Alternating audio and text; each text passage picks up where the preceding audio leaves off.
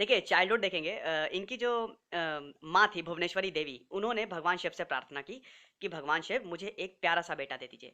सपने में आते हैं इनके भगवान शिव, बोलते हैं कि परेशान ना हो, मैं आ रहा हूँ। स्वामी विवेकानंद का जन्म होता है 12 जनवरी को, इनका जन्म होता है, मकर संक्रांति का दिन होता है, 6:33 पे सूर्य उदय से जस्ट पहले। और कलकत्ता में इनका जन्म होता है और काफ़ी अच्छी फैमिली में इनका जन्म होता है। इनके जो पिताजी होते हैं विश्वनाथ, वो अटॉर्नी होते हैं और काफ़ी फिलैंथ्रोपी फैमिली होती है, फिलैंथ्रोपिस्ट होते हैं बेसिकली। फिलैंथ्रोपी मतलब होता है जो ह्यूमैनिटी के कामों के लिए, जो इंसानियत के कामों के लिए लोग काम करते हैं, उसको फिलैंथ्रोपी कहते हैं। और जो लोग इसमें इन्वॉल्व होते हैं उनको फिलैंथ्रोपिस्ट कहते हैं। तो काफ़ी बढ़िया फैमिली में, अच्छी वेल टू डू फैमिली में इनका जन्म होता है। लेकिन भैया चाइल्डहुड तो सभी का ही, मतलब जो बच्चे होते हैं वो तो बहुत नादान होते हैं। तो इनके जो पिताजी थे ना वो थोड़े स्ट्रिक्ट थे और काफ़ी स्ट्रिक्ट वॉच रखते थे इन पे। लेकिन इनकी जो माता थी वो बिल्कुल उल्टी थी। उल्टी इन द सेंस कि इनके पिताजी के नेचर की बिल्कुल उल्टी थी। वो डिवोटेड हाउसवाइफ थी और काफ़ी रिलीजियस लेडी थी। तो स्वामी विवेकानंद क्या था कि शुरू में ही इनके घर में रामायण महाभारत का इन्फ्लुएंस बहुत ज़्यादा था। और बचपन से ही स्वामी विवेकानंद भगवान से जुड़ने लगे थे। भगवान राम से बहुत प्रभावित थे स्वामी विवेकानंद। रामायण का पाठ, महाभारत का पाठ, कहानियाँ, ये सब इनके दिमाग में घर कर गई थी। अब इनका जो दिल था ना वो बड़ा कोमल था, बहुत कोमल था और बहुत रेस्टलेस थे और काफ़ी मज़ाक भी उड़ाते थे सबका, ये है ना, बहुत ही शैतान थे। ये नहीं कि सीधे साधे थे, शैतानी बड़ी की है इन्होंने। तो एक इंसिडेंट है, इनका दिल इतना अच्छा था कि मॉन्क आप समझते होंगे, जो सन्यासी होते हैं, जो साधु होते हैं, बेसिकली ये कौन होते हैं? जो मटेरियलिस्टिक लाइफ को छोड़ दिया, जिन्होंने मोह माया त्याग दी और भगवान को ढूंढने निकल पड़े। बहुत ही सिंपल, बहुत ही सादा जीवन बिताते हैं ये। तो कहीं पे भी स्वामी विवेकानंद अगर किसी मॉन्क को देख लेते थे, सब कुछ दे देते थे। पैसा है ले जाओ, खाना है ले जाओ। तो ये देख के एक बार इनके माता पिता ने इनको कमरे में बंद कर दिया कि भैया इसको बंद कर दो, इससे पहले सब कुछ लुटा दे अब हमारा बेटा। खिड़की थी कमरे में, तो कमरे, अगर वहां उस खिड़की से कोई मॉन्क दिख गया, उठा उठा के सामान फेंकते थे कि अरे ये लो ये लो ये लो, तुम ले जाओ ये सब। तो इस तरह से थे हमारे स्वामी विवेकानंद। नरेंद्र नाथ दत्त नाम था बेसिकली, जो इनका बर्थ नेम था। बाद में इनका स्वामी विवेकानंद पड़ा, वो हम देखेंगे किस तरह से इनका स्वामी नाम जो है वो बदल गया बाद में। तो ये सारी चीजें थी। अब देखिए होता क्या है ना कि जो भगवान के बहुत करीब होता है ना, उनको नेचर से बड़ा प्यार होता है। तो इन्होंने बहुत पेट्स पाल रखे थे, guinea pig, dog, cat, pigeons, सब जितने भी अलग अलग प्रजातियां थी वो इनके घर में पली हुई थी और बहुत ही रिस्पेक्ट करते थे ये हर किसी की। अच्छे इंसान थे बेसिकली शुरू से ही। अच्छा एक चीज और बताना चाहूंगा कि कुछ लोग होते हैं ना, वो भगवान उनको चूज करता है, वो चोजन वंस होते हैं। विजन्स आते थे इनको।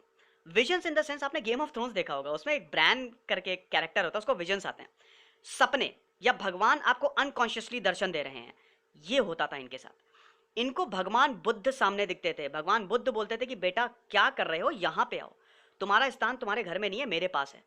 इनको दो विजन्स बहुत आते थे। एक बार एक विजन आता था इनका सोते समय, जब जब ये सोते थे, जब निद्रा में होते थे, एक विजन आता था कि एक कोई बहुत अच्छा इंसान है, लग्जूरियस लाइफ बिता रहा है, शादी हो गई है, बढ़िया सेटल हो गया है।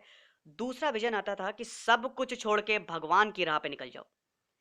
तो ये इनके बनने की प्रक्रिया यहीं से ही शुरू हो गई थी और ये बहुत ही छोटी सी उम्र में सारी चीजें होती थी। तो इनको पता तो चल गया था कि भैया कुछ गड़बड़ है। दिमाग बहुत तेज था, बहुत ही ब्रिलियंट इंसान थे, बहुत ही ज़बरदस्त इनका दिमाग था। और इसी के कारण ये टीचर्स के बड़े जब ये हाई स्कूल में एनरोल होते हैं तो टीचर्स इनसे बड़ा इंप्रेस रहते हैं। वो बोलते हैं कि जो नरेन है ना, ये थोड़ा अलग ही लेवल का इंसान है। तो ये सारी चीज़ें थी, बहुत ही ज़बरदस्त इंटेलिजेंस था और बहुत ही स्ट्रेट फॉरवर्ड इंसान थे, है ना। इनके जो काम हैं एक्चुअली, इन्होंने इनके जो लिटरेरी वर्क्स हैं, जो कि ज्ञान योग, भक्ति योग, कर्म योग, राजयोग, बहुत ही फेमस वर्क्स हैं, है ना। ये पूरे इनके कंबाइंड, इन्होंने अपने जीवन को कंबाइन किया हुआ है कि किस तरह से भगवान को पा सकते हैं। हालांकि इस पर हम बहुत बहुत ज़्यादा बात करेंगे। और एक चीज़, आखिरी चीज़ और बताना चाहूँगा कि ये अगर स्कूल में कोई भी चीज़ हो रही है, पीछे नहीं रहते थे, हर चीज़ में एक्टिवली पार्ट लेते थे। हर चीज़ में, चाहे वो खेल हो, कूद हो, पढ़ाई का हो। तो इस तरह कुछ था इनका बचपन। तो बचपन इनका काफ़ी अच्छा खासा बीता है, ये आप एकदम समझिए। रिलीजियस नहीं थे भैया। हाँ, शुरू में इतने रिलीजियस नहीं थे। 1879 में नरेंद्र जब ग्रेजुएट होते हैं तो उसके बाद प्रेसिडेंसी कॉलेज एक बहुत ही बड़ा कॉलेज है और यहाँ पे कलकत्ता में है। जो मतलब वैसे तो इसकी ब्रांचेज है, लेकिन जो कलकत्ता वाला है वहाँ पे काफ़ी महान महान लोगों ने वहाँ से पढ़ाई की है, चाहे वो हमारे सुभाष चंद्र बोस हो, सी.वी. रमन हो, खुद विवेकानंद हो। प्रेसिडेंसी कॉलेज में जब ये एंटर होते हैं तब तक इन्होंने रामकृष्ण परमहंस का नाम नहीं सुना होता है। तो जब ये वहाँ पे एंटर होते हैं ना, तो ये ब्रह्मो समाज को बहुत मानने लगते हैं। ब्रह्मो समाज क्या है, किसने बनाया था और कब बना था, कमेंट बॉक्स में लिखिए, मुझे नहीं पता है। तो मुझे थोड़ा आप इनलाइटन करिए, बताइए मुझे ब्रह्मो समाज के बारे में। तो बेसिकली ब्रह्मो समाज की टीचिंग्स आपको पता ही होंगी। वैसे थोड़ा सा वेस्टर्नाइजेशन थॉट था ब्रह्मो समाज में। आइडल वर्शिप जो थी, जो आप इमेज वर्शिप करते हैं, इमेज की जो वर्शिप होते हैं, उस पे थोड़ा-सा उसको हटाइए। और मतलब जो आप पत्थर की पूजा करते हैं, ये एक्चुअली कोई पूजा नहीं होती है। आप अपलिफ्ट करिए, सोशल अपलिफ्टमेंट पे ज़्यादा ध्यान रहता था ब्रह्मो समाज में। तो इससे बहुत ज़बरदस्त जुड़ गए और इससे इन्फ्लुएंस बहुत हो गए। हमारे विवेकानंदा, जो नरेंद्र नाथ दत्त थे, नरेंद्र हमारे बहुत ज़्यादा इनसे इन्फ्लुएंस हो गए। थोड़ा-सा वेस्टर्नाइज़ेशन की तरफ चले गए थे ये, जब अपने कॉलेज ईयर्स में थे। हालाँकि रिलीजियस तब भी थे, भग इनको ये तो पता था क्योंकि इनको विज़न्स काफ़ी आते थे। भगवान इनको दर्शन देते थे और भगवान इनको, इनकी जो अंतरात्मा थी ना, वो इनको बताती रहती थी कि देखो बेटा, मतलब इनको सही रास्ता दिखाती रहती थी कि तुम्हारा जो एक्चुअल एम है ना, वो ये सब नहीं है। लेकिन फिर भी होता है ना कि इतनी जल्दी इंसान नहीं मानता है भैया। अरे भगवान, अर्जुन तक ने नहीं माना। कृष्ण समझाते-समझाते परेशान हो गए कि भैया मान जाओ, हम युद्ध करो, तभी तो उनको गीता का उपदेश देना पड़ा था ना। अर्जुन तक ने ये मानने से इनकार कर दिया। वो वो खुद भी हथियार नहीं उठाना चाहते थे। तो ये टसल हमेशा चलती रहती है। तो विवेकानंद के साथ भी यही सारी चीज़ें होती थी। रामकृष्ण परमहंस अभी तक पिक्चर में नहीं आए हैं। तो ये सारी चीज़ें थी। अच्छा, अब रामकृष्ण परमहंस की बात करते हैं हम। देखिए, हिंदुइज्म में ऐसा बोला जाता है कि अगर आपके कर्म बहुत अच्छे हैं, तो आपको एक गुरु मिलता है जीवन में, और वो गुरु आपको सही रास्ता दिखाता है। अब यहाँ पे हिंदुइज्म की हम बात करेंगे। हिंदुइज्म की क्या कोई फिलॉसफी है? हिंदुइज्म की बात करने से पहले मैं सिर्फ आपको एक चीज़ बताना चाहूँगा, ये मेरे वर्ड्स नहीं है। पहली बात तो ये, मैंने बहुत स्टडी की है, बहुत लेक्चर्स सुने हैं इस पे, काफ़ी लोगों का मत भी लिया है। तो उनके वर्ड्स हैं, मेरे वर्ड्स नहीं हैं। डिफरेंट सोर्सेस से मैंने उठाया है। और हमारे वेद, यस, एब्सोल्युटली। तो हिंदुइज्म है क्या? आज हम वो जानेंगे। ये कोई भगवान की मूर्ति नहीं है, पहली बात मैं बता दे रहा हूँ। ऐसा नहीं है कि सामने है अपने, नहीं, ये बहुत बड़ी चीज़ है। ये एक विचार है, आप विचार को कभी नहीं मार सकते। ये मैं क्यों बता रहा हूँ? ये आगे अभी, क्योंकि जब हम आगे बात करेंगे ना, तो इसके कुछ टर्म्स हैं। अगर मैं ये आपको नहीं समझाऊँगा, तो आगे वो टर्म्स आपको समझ में नहीं आएँगे और विवेकानंद भी आपको फिर समझ में नहीं आएँगे। हिंदुइज्म में क्या है? एक ब्राह्मण होता है। ब्राह्मण मतलब होता है जो परमात्मा है, जो सर्वव्यापी है, जो हमेशा था और हमेशा रहेगा। यूनिवर्स आप कह सकते हैं, पूरा यूनिवर्स, पूरा स्पेस जहां तक फैला हुआ है, वो ब्राह्मण है। उससे निकलता है आत्मन। आत्मन एनर्जी होती है, एक छोटा सा पार्ट जो कि हम लोग हैं। आप समझ गए? एक ब्राह्मण है, बड़ा सा विशाल समंदर, वो इनफाइनाइट है भैया। हाँ, हमारे हिंदुइज्म में वो इनफाइनाइट है और वही परमात्मा है। उससे छोटी छोटी एनर्जीज निकलती हैं, कितनी भी, हर सेकेंड एनर्जीज बरसती रहती है और इंसानों के फॉर्म में वो जन्म लेती हैं। वो हम लोग हैं। आत्मन शरीर के अंदर जाता है, उसके बाद वो माया से इंटरेक्ट करता है। माया जो मटेरियलिस्टिक चीज होती हैं, पिज्जा हट हो गया, पैसा हो गया, पॉलिटिक्स हो गया, पावर हो गया, ये है। ठीक है? इंसान जो है वो इसमें फंस के बेसिकली रह जाता है। हमारा अल्टीमेट एम होता है मोक्ष, उस ब्राह्मण से गिरी आत्मन, और उसी ब्राह्मण में हमारा विलय हो जाना। मतलब जब आपकी मृत्यु होती है तो आपकी एनर्जी एस्केप कर जाए और उसी से मिल जाए। वो गाना है ना, ओहरे ताल गिरे नदी के तल में, नदी गिरे सागर में, सागर गिरे कौन से जल में, कोई जाने ना। ये बिल्कुल इसी पे बिल्कुल फिट बैठता है ना? लेकिन मोक्ष पाने के भी दो तरीके होते हैं। एक होता है द्वैत वेदांत और एक होता है अद्वैत। अद्वैत वेदांत क्या कहता है कि मोक्ष आपको कैसे मिलेगी? भैया अपने आप को बूंद समझ लो, और बूंद सागर में मिलनी है बस। अब बूंद सागर में मिलेगी, कहाँ मिल जाओगे, कहाँ चले जाओगे, तुमको पता ही नहीं चलेगा। लेकिन तुम्हारी, यानी कि आपकी एनर्जी एक दिन उस परमात्मा में मिलेगी ही मिलेगी, उस स्पेस टाइम में मिलेगी ही मिलेगी। दूसरा होता है द्वैत पे वेदांत। हर हरे पेड़ पे एक हरा तोता बैठा हुआ है। तुम तोते हो, तुमको ये पता है तुम तोते हो, लेकिन उसमें तुम मिल जाओगे, उस हरे पेड़ में तुम समा जाओगे, दिखोगे नहीं किसी को, लेकिन तुमको ये पता रहेगा कि तुम तोते हो। ये डिफरेंस है। यहाँ पे क्या अद्वैत वेदांत में बोला गया है, स्वामी विवेकानंद अद्वैत वेदांत पूरा सबको बताते थे कि तुम एक बूंद हो और तुम एक सागर में मिल जाओगे। तो आप समझे, ब्राह्मण से निकला आत्मन, आत्मन घुसता है शरीर में, और मरने के बाद वही आत्मन को मोक्ष की प्राप्ति होती है। और मोक्ष क्या होता है? उसी ब्राह्मण में मिल जाना। अब मोक्ष पाने के दो तरीके, द्वैत, अद्वैत, वो आपके ऊपर है कि आप कौन सा अपनाते हैं। अब लेकिन इस परमात्मा में मिलेंगे कैसे आप? क्योंकि भैया ये तो कर्मों की साइकिल है, ये साइकिल चलती रहेगी, चलती रहेगी, चलती रहेगी। ये सब विवेकानंद बताते थे अपनी टीचिंग्स में, ये बताते थे। ये तो माया है, क्योंकि छह, भैया लाखों, कहते हैं ना हमारे हिंदुइज्म में लाखों जन्म होते हैं। छह कैटेगरीज हैं, plants, aquatic, animals, insects, birds, फिर ह्यूमंस। और ये साइकिल चलती रहती है। इसी साइकिल से आपकी आत्मा निकले और वो विलीन हो जाए। Energy energy neither be created nor be destroyed, Einstein ने कहा था ना 10,000 साल पहले, हमारे ऑलरेडी वेद में लिखी हुई है। तो इसको आप समझेंगे कैसे, मोक्ष पाएंगे कैसे? 3 तरीके होते हैं भगवान शिव का त्रिशूल। सत, चित, आनंद। सत मतलब होता है कि सीधे आप परमात्मा को समझ लो, उसी सागर को समझ लो जो कि बहुत मुश्किल है। चित मतलब होता है आप सेल्फ रियलाइज करो, आप अंदर झांको, अपने आप को समझो, मेडिटेट करके अपने अंदर के भगवान को जगाओ, जो कि बहुत और ज्यादा मुश्किल है, क्योंकि भैया दिल में तो क्या बसता है? पेप्सी बसती है, गर्लफ्रेंड है। तो भैया इतनी आसानी, इतना आसान थोड़ी ना है भगवान को रियलाइज करना। भगवान खुद भी बोलता होगा कि यार इसको मैं क्या बोलूं, ये मुझे रियलाइज करने को तैयारी कहाँ है, ये तो यहाँ पे माया में फंसा हुआ है, छोड़ो, जब इसको जरूरत होगी मुझे खुद बुलाएगा। तीसरा होता है आनंद। आनंद बेसिकली क्या होता है? ये इमेजेस होती हैं। इमेजेस मतलब होती है, अब यहाँ पे भगवान की इमेज की बात आती है। जो आप पत्थर देखते हैं ना, ये औरों के लिए हो सकता है बहुत मजाकिया हो, फॉरेनर्स के लिए, फॉरेनर्स ये बोलते हैं बेसिकली कि देखो ये क्या बकवास है कि एक हाथी की सूंड वाला भगवान बना बैठा हुआ है, एक मंकी भगवान, ये सब क्या है? उनको ये नहीं पता है कि एक्चुअली वो है ही नहीं। हम बेसिकली क्या होता है, हिंदुइज्म में क्या होता है कि आप इन दोनों से समझ गए तो ठीक है, तीसरा रास्ता उन्होंने ये अख्तियार किया है कि आप एक इमेज बना लो और उस इमेज को देख के आप ध्यान लगाओ, आप पूजा करो। ऐसा होता है ना कि आप देख के, वैसे तो जितनी भी मूर्तियां हैं वो किसी ना किसी नेचर का ही पार्ट होता है, नेचर का ही फॉर्म है। तो उस मूर्ति को देख के आप ध्यान लगाओ, और जब आप ध्यान लगाओगे तो आपकी कॉस्मिक एनर्जी अलाइन हो जाती है और आपको वाकई में सेल्फ रियलाइजेशन हो सकता है ना? तो यहाँ पे कोई मनाही नहीं है, आप कितनी भी मूर्तियां बना लो, है ना? और ये सब चीज इसलिए होती है ताकि भगवान को हम पा सके।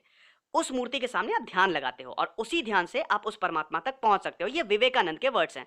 और वो ये सत चित आनंद जो होता है, ये तीनों चीजें मिलती हैं, ये एक त्रिशूल है भगवान शिव का, और ये तीनों चीजें एक में जुड़ जाती हैं, एक पॉइंट पे जुड़ जाती है, और वहां से वहां पे डमरू अटैच होता है। और डमरू होता है वो कॉस्मिक ड्रम होता है। जब वो बजता है तो आपके संसार क्रिएट होता है और खत्म होता है। तो वो जो जब भगवान शिव का डमरू बजता है तो एक संसार का क्रिएशन होता है। ठीक है? तो ये इस तरह से ये हिंदुइज्म की बेसिकली सेंट्रल फिलॉसफी है ना? तो ये चीज रामकृष्ण परमहंस ने पहले समझी और इसको बाद में विवेकानंद ने समझी। उसके बाद विवेकानंद ने पूरी दुनिया को समझाई।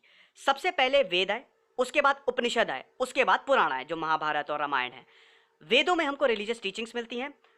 उपनिषद बेसिकली गुरु ये समझाता है, उपनिषद नाम ही है उपनिषद, आओ नीचे बैठो, है ना? तो वो बेसिकली वो टीचर समझाता है, आपको गुरु मिलता है। अगर आपके कर्म अच्छे हैं तो आपको गुरु मिलता है। और ये जो जन्म होता है, जन्म मृत्यु और मोक्ष, ये आपके कर्मों पे डिपेंड करता है। अगर आपके कर्म बहुत अच्छे हैं, बहुत ही ज्यादा अच्छे हैं, तो आपको मोक्ष की प्राप्ति हो सकता है, हो जाए। कर्म कैसे अच्छे होंगे? सेल्फ रियलाइजेशन से, और वहीं से आपको भगवान मिलेंगे, है ना? तो ये सब कुछ रिलेटेड है। तो ये बेसिकली हिंदुइज्म की सेंट्रल फिलॉसफी है ना? तो ये बहुत लोगों को पता नहीं होता है ना? बहुत लोग एक्चुअली जानना भी नहीं चाहते हैं। तो एक्चुअली में ये है। रामकृष्ण परमहंस पे अब हम वापस आते हैं। तो ये रामकृष्ण परमहंस को अच्छे से पता था, है ना? अब क्या होता है, रामकृष्ण परमहंस जब जब ये छोटे होते हैं, रामकृष्ण परमहंस, इनको भी विजन्स आते हैं, इनको भी अलग अलग तरीके से भगवान दिखते हैं, भगवान इनके सपने में आते हैं, इनको दर्शन देते हैं। बहुत जल्द ही इनको एहसास हो जाता है कि मैं भी स्पेशल हूँ, है ना? मेरा भी मतलब कुछ तो मेरे साथ भी गड़बड़ है। ये बहुत डाउन टू अर्थ होते हैं, लोगों की मदद करना फिर शुरू करते हैं, अच्छा कर्म करना शुरू कर देते हैं, मेडिटेशन करने लगते हैं। देखिए, साधना, मेडिटेशन या समाधि ये बहुत इंपॉर्टेंट होता है। तो रामकृष्ण परमहंस घंटों तक समाधि में विलीन रहते हैं, मेडिटेशन करते हैं, भगवान में विलीन हो जाते हैं, धीमे धीमे धीमे भगवान से जुड़ने लगते हैं, और माँ काली इनको दर्शन देती है। माँ काली के बहुत बड़े भक्त होते हैं रामकृष्ण परमहंस। एक दिन मेडिटेशन कर रहे होते हैं, नारायण भगवान विष्णु इनके सपने में आते हैं, बोलते हैं बहुत जल्द मैं अवतार लेने वाला हूँ, मुझे ढूंढो। एक दिन बहुत डीप चले जाते हैं। देखिए, माइंड बड़ा खतरनाक है, आपके माइंड में इतनी ताकत है कि आप पूरे यूनिवर्स को हिला सकते हैं, है ना भैया? साइंटिस्ट खुद प्रूव कर चुके हैं कि हम 0.9% खाली 1% भी हम अपने दिमाग का यूज नहीं करते हैं। तो अगर आप 50 to 60% अगर आप यूज कर लेना तो पता नहीं आप क्या कर देंगे, आप भगवान हो जाएंगे। भगवान यही करते हैं। आप देखते हैं ना कि जो मॉन्क्स होते हैं, जो साधु होते हैं, वो क्यों हमेशा साधना में विलीन रहते हैं? वो अपने दिमाग को बेसिकली खोलते हैं, है ना? तो ये मेडिटेशन से होता है, ये प्रैक्टिस से होता है। ठीक है, आपका दिमाग बहुत स्ट्रांग होता है मेडिटेशन से। तो मेडिटेशन जो आज के ज़माने में, अब तो फिर भी काफ़ी चीज़ें जग रही हैं, लेकिन जितना हो सके कम से कम 5 मिनट तो अपने आप को दे, थोड़ा सा ध्यान लगाएं, बैठें, है ना? तो ये चीज़ें होती है। तो रामकृष्ण परमहंस इसकी पावर से बहुत अच्छे से उनको मालूम था कि इसकी क्या पावर है। तो एक दिन बहुत डीप चले जाते हैं, एक छोटा सा बच्चा इनके कान में फुसफुसाता है ना? साधु का बेस होता है, छोटा सा बच्चा होता है, बोलता है अरे मुझे ढूंढो आके, अभी तक तुमने नहीं ढूंढा, कब ढूंढोगे? जब विवेकानंद से रामकृष्ण परमहंस मिलते हैं उनको पता लग जाता है यही वो इंसान है, क्योंकि जैसे ही रामकृष्ण परमहंस विवेकानंद से बहुत प्यार करते हैं रामकृष्ण परमहंस, इतना ज्यादा विवेकानंद से ये अटैच हो जाते हैं कि एकदम इनको अपना बच्चा मानने लगते हैं और बहुत रोते हैं उनको देख के। और जब भी उनको देखते हैं ना, समाधि में चले जाते हैं, अनकॉन्शियस हो जाते हैं। जैसे ही ये विवेकानंद को छू ले या देख ले, तुरंत अनकॉन्शियस हो जाते हैं। तो कई कई कई बार तो बहुत ही ऑकवर्ड हो जाता है। एक बार ये इनसे घर मिलने जाते हैं, क्योंकि काफ़ी मीटिंग्स होती हैं। विवेकानंद भी बहुत ही ज़्यादा क्या कहते हैं कि इतने आसानी से मानने वाले वो नहीं थे। विवेकानंद और रामकृष्ण परमहंस की बहुत ज़बरदस्त बहस होती है।